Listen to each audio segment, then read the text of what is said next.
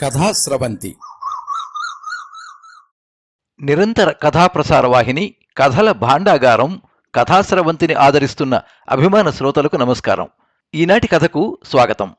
ఈరోజు మీరు వినబోయే కథ ధీర. రచన శ్రీ ఎంవి చంద్రశేఖరరావు. వినిపిస్తున్నది పప్పు భోగారావు. 65 సంవత్సరముల శ్రీ ఎంవి చంద్రశేఖరరావు గారు 2/6/1959 సంవత్సరంలో విజయవాడలో జన్మించారు. తల్లిదండ్రులు మద్దాలి శ్రీహర్రావు, లక్ష్మి గారు. ఎంఏ పాస్ అయ్యారు. వీరు విశ్రాంత రైల్వే ఆర్థిక అధికారి.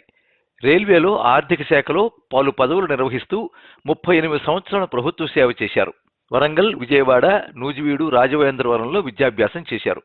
రాజమహేంద్రవరంలో ఆర్ట్స్ కాలేజీలో చదువుతూ కళాశాలలో ప్రముఖ అష్టావధాని, తెలుగు లెక్చరర్ శ్రీ గాడేపల్లి కుకుటేశ్వరరావు గారు, ప్రముఖ సాహితీవేత్త ప్రిన్సిపల్ అయిన శ్రీ ఆర్ఎస్ సుదర్శనం గారి దగ్గర సాహిత్య ఓనమాలు దిద్దుకున్నారు.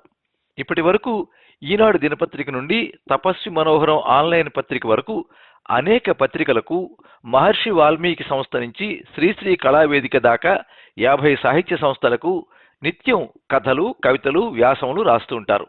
ఎన్నో కథలు, కవితలకు పలు రకాల సాహిత్య పోటీలలో బహుమతులు గెలుచుకున్నారు. యువతరానికి నిత్య జీవితంలో స్ఫూర్తినిచ్చే రచనలు చేస్తూ ఉంటారు. ఇప్పటి వరకు ఈ క్షణం, నేను, సెల్యూట్ పుస్తకాలు ప్రచురించడం జరిగింది. వీరి బిరుదులు తెలుగు వెలుగు కవిశ్రేష్ఠ, కవనోద్దండ, గౌతమేశ్వర విభిన్న కవితా చక్రవర్తి. స్వయంగా అవయవాలను దానం ఇవ్వడానికి అంగీకరించడమే కాక మిత్రులకు, చుట్టాలకు అవయవదాన విశిష్టతను తెలియచేసి అవయవదానం ఇప్పిస్తూ ఉంటారు.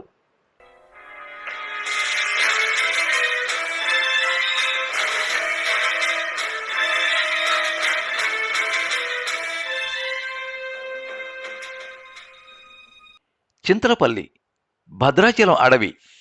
కారు చీకటి. రాత్రి 3 గంటల సమయం కావస్తోంది. అందరూ మంచి నిద్రలో ఉన్నారు. అప్పుడు ఆ పల్లెలో ప్రవేశించింది అడవి పులి. చింత నిప్పులు లాంటి కళ్లతో ఆహారం కోసం వెతుకుతోంది. ఒక ఇంట్లో గొడ్ల సావిడిలో ఆవు అంబా అని అరిచింది. అంతే, పులి ఆ గొడ్ల సావిడి వైపు దూకింది. ఆవు మీదకు పంజా విసిరింది. ఆ చప్పుడుకు మెలకు వచ్చింది రామయ్యకు. చేతికర్ర తీసుకుని గొడ్ల సావిడిలోకి వచ్చాడు. రామయ్యను చూస్తూనే ఆవును వదిలి పులి గాండ్రించింది. రామయ్య విషన్న వదనంతో చేష్టలుడిగి నిల్చుండిపోయాడు. వెనకాలే వచ్చిన అతని భార్య శాంత, పులి పులి రక్షించండి! ఆ అరుపులకు గ్రామస్తులు కాగడాలతో, డప్పులతో పులి వెంటపడ్డారు. పులి గాండ్రిస్తూ అడవిలో మాయమైంది. పులి కోసం తెల్లవార్లు వెదికారు గ్రామస్తులు. ఫలితం లేకపోయింది. వెంటనే గ్రామస్తులందరూ, పదండి పదండి, ఫారెస్ట్ ఆఫీసర్ ధీరని కలిసి విషయం చెబుదాం, ఇవాళ ఆవు అయ్యింది, రేపు పులి మన మీదే దాడి చేయవచ్చు అని ఫారెస్ట్ ఆఫీసర్ ధీర ఇంటి వైపు బయలుదేరారు. ఉదయం 6 గంటలు. ధీర సెల్ రింగ్ అయింది. ధీరా, చింతపల్లిలో పులి తిరుగుతోందట, వార్తల్లో చూపిస్తున్నారు, జాగ్రత్త. అయినా హాయిగా పెళ్లి చేసుకుని కాపురం చేయక మనకెందుకే వెటనరీ సైన్సులు, ఫారెస్ట్ ఆఫీసర్లు? కంగారుగా అంది ధీర తల్లి శాంత. అమ్మా, మరణం రాసిపెట్టి ఉంటే తిరిగే ఫ్యాను మీద పడైనా మరణించవచ్చు. అలాగని భయంతో చదువుకోవడం మానేస్తామా? ఉద్యోగాలు చేయడం మానేస్తామా? భద్రాచలం అడవులలో పులులు రాకపోతే ఇంకేమొస్తాయి? అంది నవ్వుతూ ధీర. అన్నీ అబ్బపోలికలు. ఆయన అడవులు అడవులు ఉంటూ జీవితమంతా అడవుల్లోనే తిరిగాడు. ఆయన కూతురు కదా ఇప్పుడు ఇది. చింతపల్లి రామ్మ, పులి కూడా కనిపిస్తుంది. అయినా హైదరాబాదులో హాయిగా ఉండక ఈ చింతలపల్లి పుల్లు గోల నీకేలా? నవ్వుతూ అంది ధీర.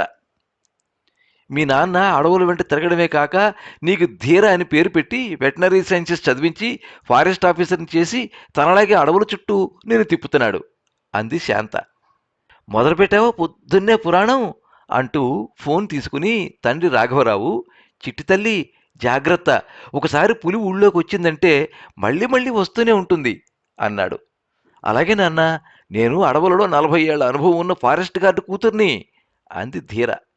ఈ లోపల గ్రామస్తులంతా బిలబిలమంటూ వచ్చారు ధీర ఇంటికి. ధీరను చూస్తూ, అమ్మగారు, పులి చింతలపల్లి మీద దాడి చేసింది, ఆవు మీద దాడి చేసింది, ఇవాళ ఆవు అయ్యింది, రేపు మా మీద కూడా దాడి చేయొచ్చు అన్నారు భయంగా.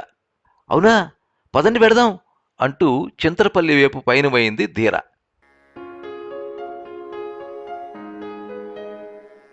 చింతలపల్లికి అప్పటికే ఫారెస్ట్ గార్డులు అటవీ అధికారులు చేరుకున్నారు.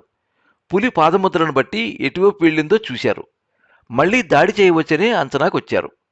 అప్పుడొచ్చింది ధీర గ్రామస్తులతో, మీ గ్రామం అడవికి దగ్గరగా ఉంది, అనేక క్రూరమృగాలు దాడి చేసే అవకాశం ఉంది, కనుక గ్రామం చుట్టూ ఫెన్సింగ్ వేయించండి అని సర్పంచ్తో చెప్పి, ఒకవేళ పులి మళ్లీ వస్తే తీసుకోవాల్సిన జాగ్రత్త చర్యలు చెప్పింది.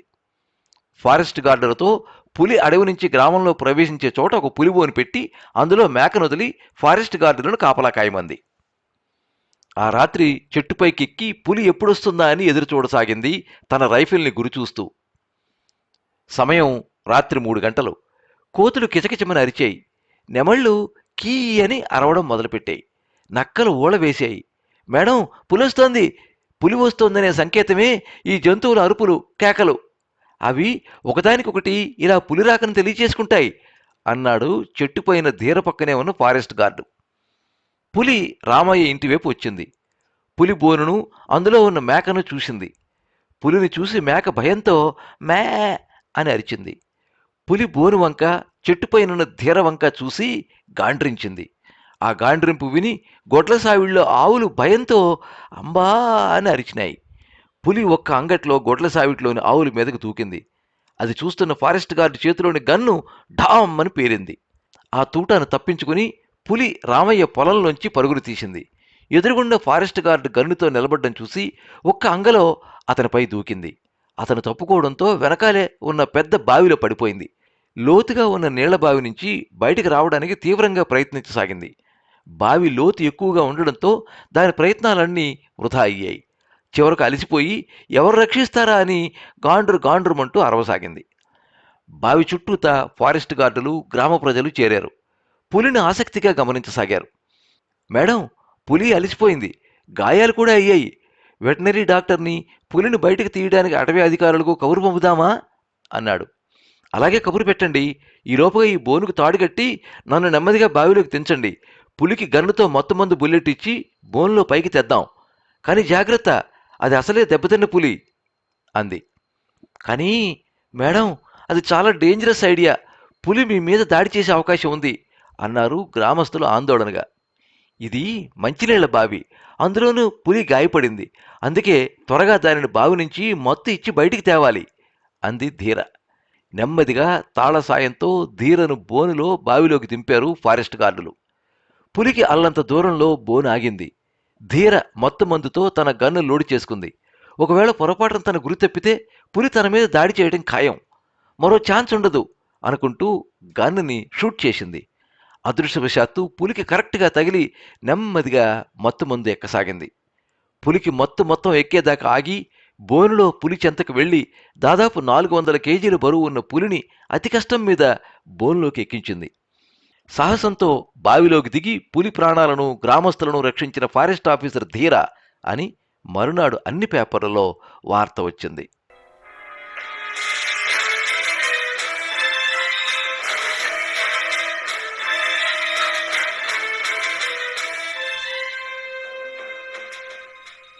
మీరింతవరకు ధీర కథ విన్నారు. రచన శ్రీ ఎంవి చంద్రశేఖరరావు, వినిపించినది పప్పు భోగారావు. ఈ కథ సహరి వీక్లీలో ప్రచురితమైంది. ఈ కథ మీద మీ అమూల్యమైన అభిప్రాయాన్ని కింద కామెంట్ బాక్స్లో రాయండి. ఈ వీడియోని లైక్ చేయండి, మీ మిత్రులందరికీ షేర్ చేయండి. ఇలాంటి మరిన్ని మంచి కథలు వినిపించడానికి ఈ ఛానల్ని సబ్స్క్రైబ్ చేసుకోండి. పక్కనే ఉండే బెల్ ఐకాన్ని క్లిక్ చేస్తే ఇలా అప్లోడ్ చేసే వీడియోల వివరాలన్నీ కూడా మీకు ఎప్పటికప్పుడు నోటిఫికేషన్ ద్వారా తెలుస్తాయి. ఎప్పుడు మీ అభిమానాన్ని కోరుకునే పప్పు భోగారావు. సర్వే జనాః సుఖినో భవంతు. కథా స్రవంతి